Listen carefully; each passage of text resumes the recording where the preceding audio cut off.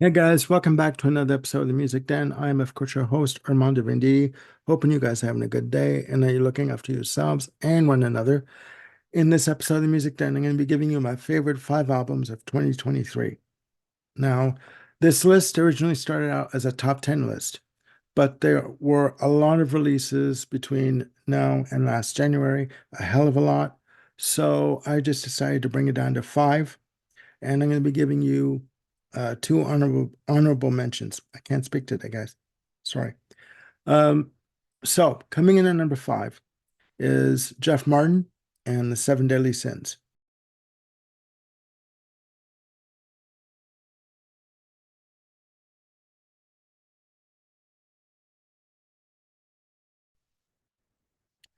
Jeff Martin, as you may or may not know, lead singer, guitarist of the Tea Party, released this album on his website in July of this year. You can go to jeffmartin.com to purchase this album. The Seven Deadly Sins is his follow-up to his last EP, Cinnamon Rose. There are 7 tracks on the album. Each track ties into one deadly sin. It is a fantastic album.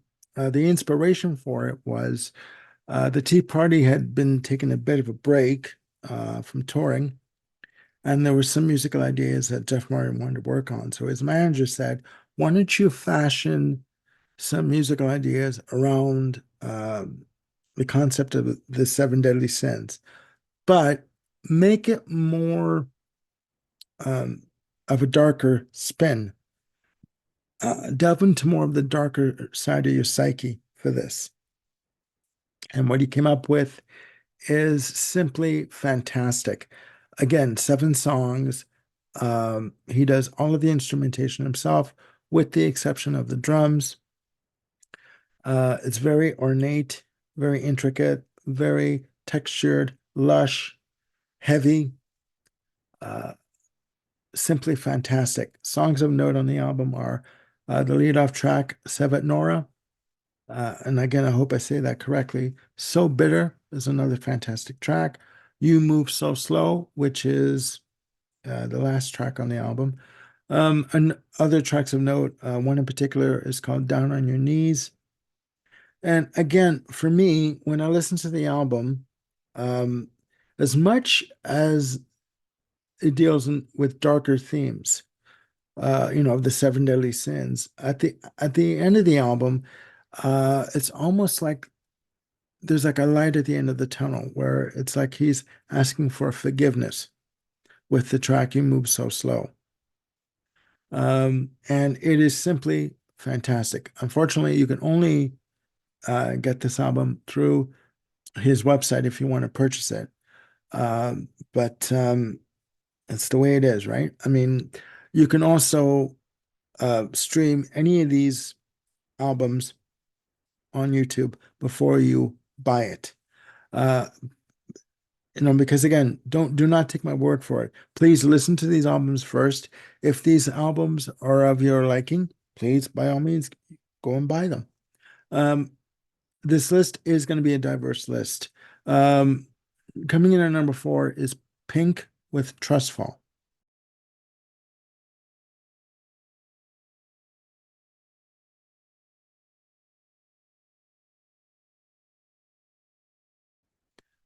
This is her latest release for RCA, released on February 17th of this year. Uh, Pink has basically been listed as a pop rock artist. Um, to me, she's more rock than pop. Yes, the songs are very poppy, very pop oriented. Some of them are downright ass shaking tracks. You can dance your ass off to them. But this album is a little different. There are 13 tracks. A lot of the tracks deal with reflection upon one's life, their relationships with other people, their relationship to themselves. Have they learned anything? Have they given all that they can give of themselves to people? And is there any more of them to give? And is there any more to learn in life? Lead off single was I Never Not Gonna Dance Again, which again is more of an upbeat pop dance track, very uplifting, very upbeat. The lead off track on the album is a track called When I Get There, which is a ballad.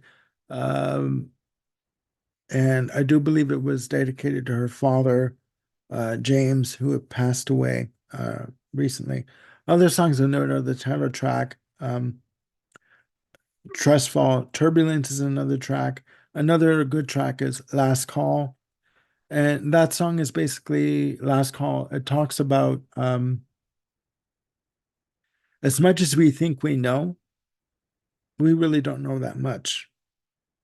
We're just as confused at, say, 35 as we were at 15, or 49 as we were at 35. So you never stop learning, and you never really know all the answers, you know. Um, Another track on the album of note is a track featuring Chris Stapleton on co-lead vocals called "Just Say I'm Sorry." And when you're in a relationship, how many of us can look at our better halves and say, I'm sorry? Those are the hardest words sometimes to say. Um, Fantastic album.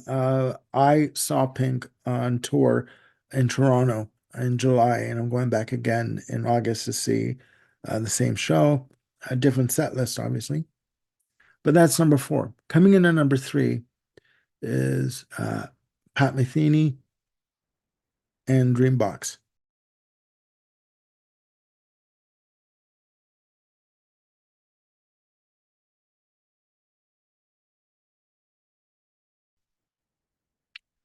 This is his latest release, released on April 16th of this year.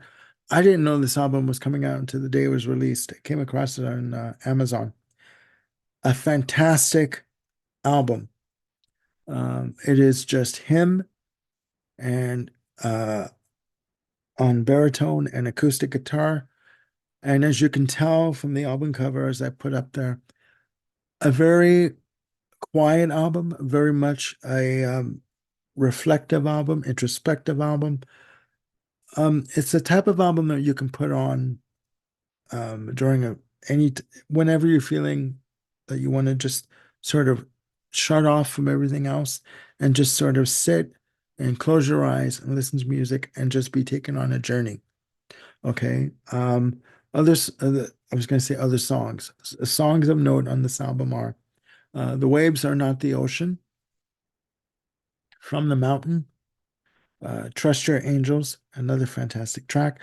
All of the songs range around the 7 to 8 minute mark. Uh, I think also 6 minute mark. The shortest track is like 3 minutes and change. And the inspiration for this album came about when he was on tour last year, and he was coming up with music ideas, and he was basically putting them down on tape, and he took everything that he wrote and formed them into songs, and they're amazing. It's just an amazing album. Um, Coming in at number two is Duran Duran with Dance Macabre.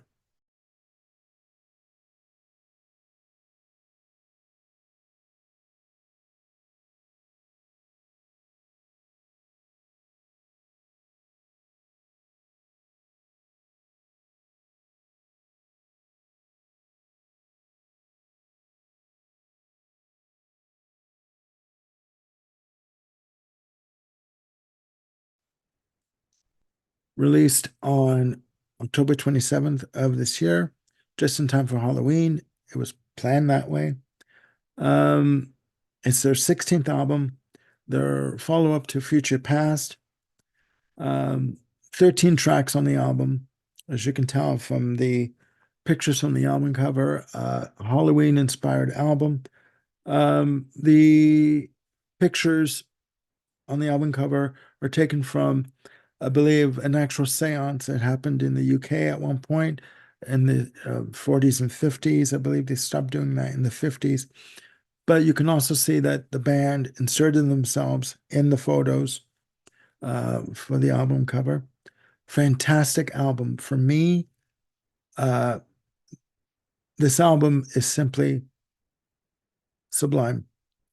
Uh, the inspiration for the album was they were performing in Las Vegas on Halloween night in 2022, which happens to be Nick Rhodes' favorite holiday. And they were doing a set of a combination of cover tracks, cover songs, and tracks that they hadn't done in years on stage, some in like 30 years. So they liked what they did. So they went in with these cover songs and at the suggestion of Nick Rhodes and re-recorded them. And they re-recorded some tracks from their back catalog, like Night Boat, which starts off the album from their debut self-titled release. Love Voodoo, which was from the wedding album. Um, they also do cover versions of Bury a Friend from Billie Eilish, another track, a dance track called Supernature. Um, they they do a re-recording of their B-side to Union of the Snake called Secret October. This one is called Secret October 31st. And they're simply fantastic. They're stripped down, they're rearranged. There's a lot of space. As much as there's a lot of production on it, there are some songs like Secret October for me that sounds like it has a lot of space on it. And in terms of personnel on this album, you had Nile Rodgers that come in and play on one track to the point where he contributed so much.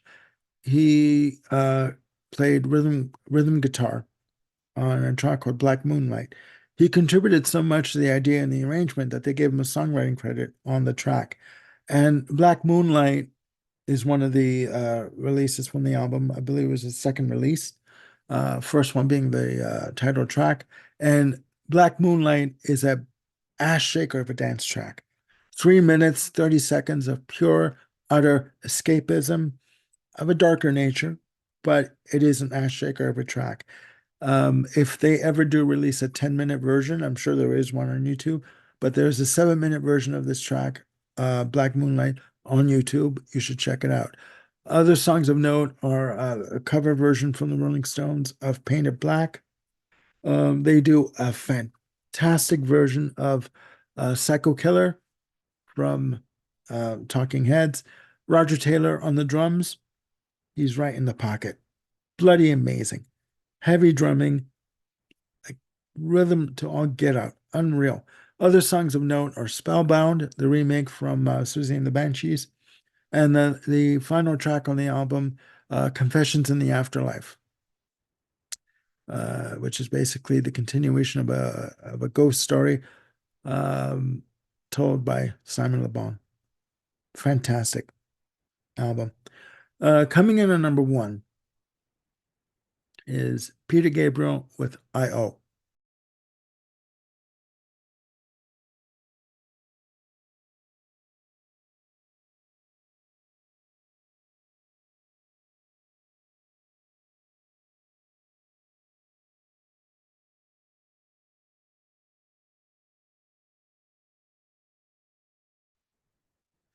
Released on December 1st of this year, his 10th studio album.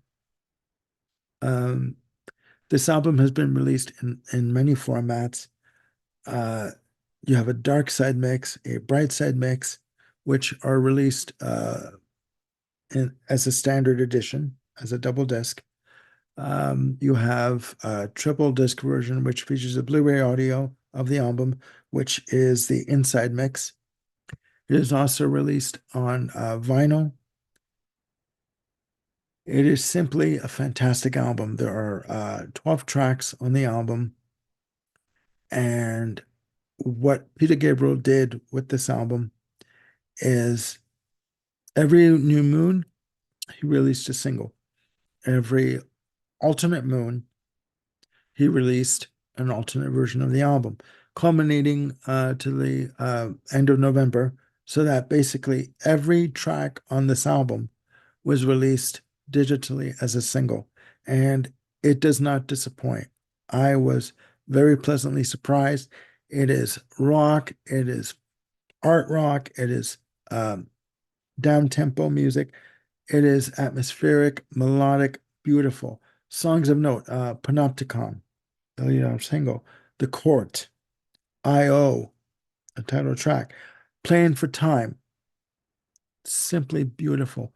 Four Kinds of Horses, Road to Joy, um, So Much, Olive Tree, which is another one, another beautiful track, Love Can Heal, This Is Home, and Still, and the last track, Live and Let Live. Now, to me, this album is basically coming from someone, from Peter Gabriel, 73 years old, who is looking back again on his life and thinking, have I done all I can do with my life? What more is there to do with my life? Um, I've made so many sacrifices with my life, and I've paid for those sacrifices, for the choices I've made with the song This Is Home, meaning that whatever he has accumulated over the years, money, uh, power, notoriety, um, This Is Home is saying basically that what matters is what's in front of him, his family, his friends, his life, what he left to go chase what he was looking for with Genesis all those years ago. Um, and it's done very eloquently, very beautifully.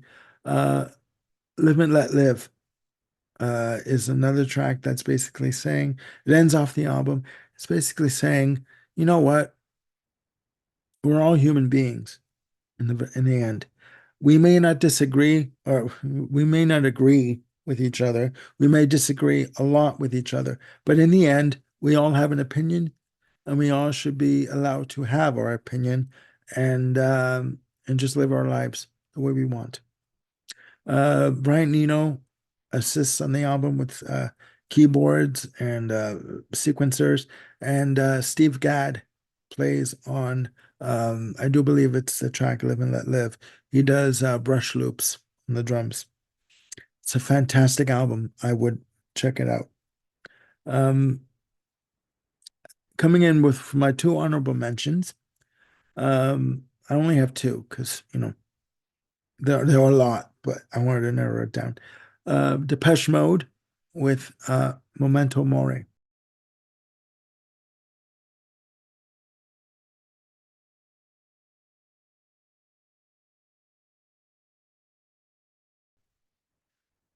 Released on March 24th of this year. Their first release since the passing of their bandmate Andy Fletcher. A fantastic, very introspective album, 12 tracks. The only two remaining members are Martin Gore, the main songwriter and composer, instrumentalist, and Dave Gahan.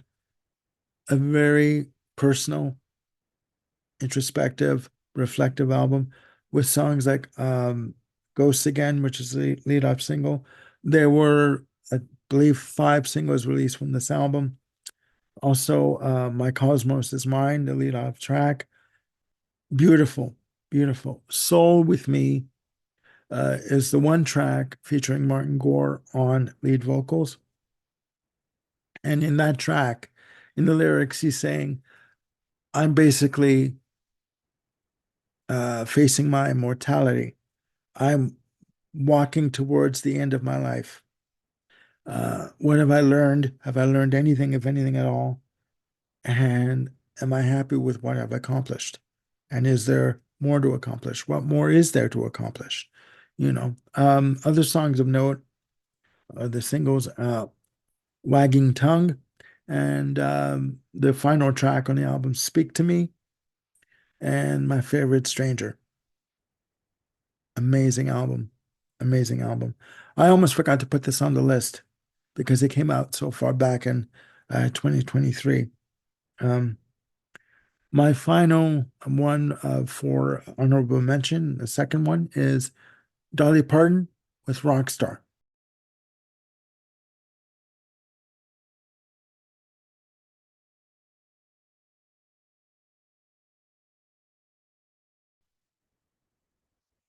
released on November 17th of this year, a double album. The inspiration for the album was the fact that Dolly Parton was put up for nomination into the Rock and Roll Hall of Fame. She originally declined the invitation because she says, I'm not a rock star. I'm not a rock singer. I'm a country singer.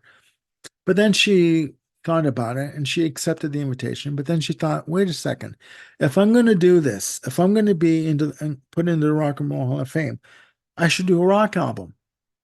Why not? Right? A little bit of background. This is her 49th release.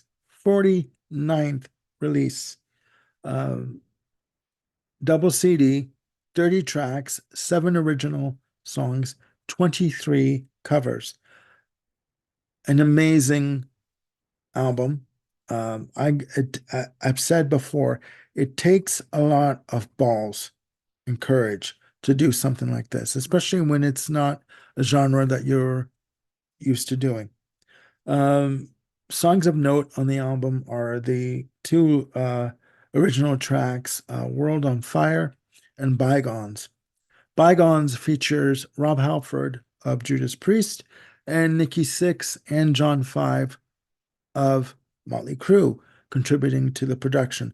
Also, other songs of note are the singles. There were 7 singles released from this album. 7 before it came out in November of this year. Magic Man featuring Ann Wilson and Howard Leese from Heart. Fantastic vocal on this. What's Up from Four Non Blondes featuring Linda Perry on backing vocals and instrumentation. Let It Be featuring Paul McCartney and Ringo Starr. We We Are the Champions and We Will Rock You from Queen. You know, it takes a lot of balls to take that one on. She also does a version, this is the second version that she's done of this song, Stairway to Heaven from Led Zeppelin. Her first cover version of this was released on her album in 2002, Halos and Horns. The story goes is that, excuse me, she recorded the song for the album. She sent the song to Page and Plant. And Zeppelin's only requirement when you cover a Zeppelin song is you stay as close to the original and as faithful to the original as you possibly can. And they got back in touch with her and said, release it. We like it.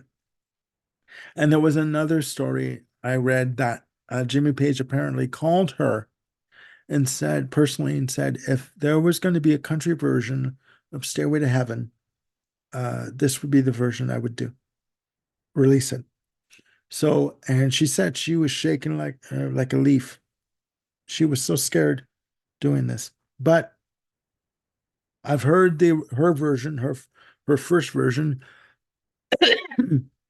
excuse me, and this version beats that by a mile. It's amazing. Other songs of note that she's done remix of. She does a 10-minute, 45-second version of Free Bird from Lynyrd Skynyrd and a fantastic version of Heartbreaker from Pat Benatar, featuring Pat Benatar and Neil Giraldo on accompaniment. Amazing. Amazing. So there you go, guys. My favorite 5 albums of 2023 and 2 honorable mentions. And as I said before, don't take my word for it. Please stream these albums on YouTube as you can and listen to them before you go out and buy them, right? Because you're not going to spend money on stuff that you're not going to possibly not like. So stream it wherever you can stream it. YouTube is usually the better way to do it. It's cheaper. And let me know in the comments down below what your favorite albums of 2023 are. They could be 5 albums, they could be 10, however many albums that you bought. So please let me know. And that's it for now. I am working on my list for our Black Sabbath album ranking, which is probably going to be done, taped, I should say, on January the 6th. And on that show, Bill Schuster and his son Neil will be joining me, along with Ryan Gavalier, Gordon Ryan's going to be there, and the one and only Mr. Peter Kent from the Lizard King channel. So please stay tuned for that. I will be back with other videos. Uh, I want to wish everyone a happy new year and all the best for 2024. And if you had a fantastic, relaxing Christmas, or if you spent it with family and friends, I hope you had a fantastic time and that you enjoyed yourselves. So, again, I'm Armando Venditti signing off. Please take care of yourselves and one another, and I'll see you soon with another video. Bye for now.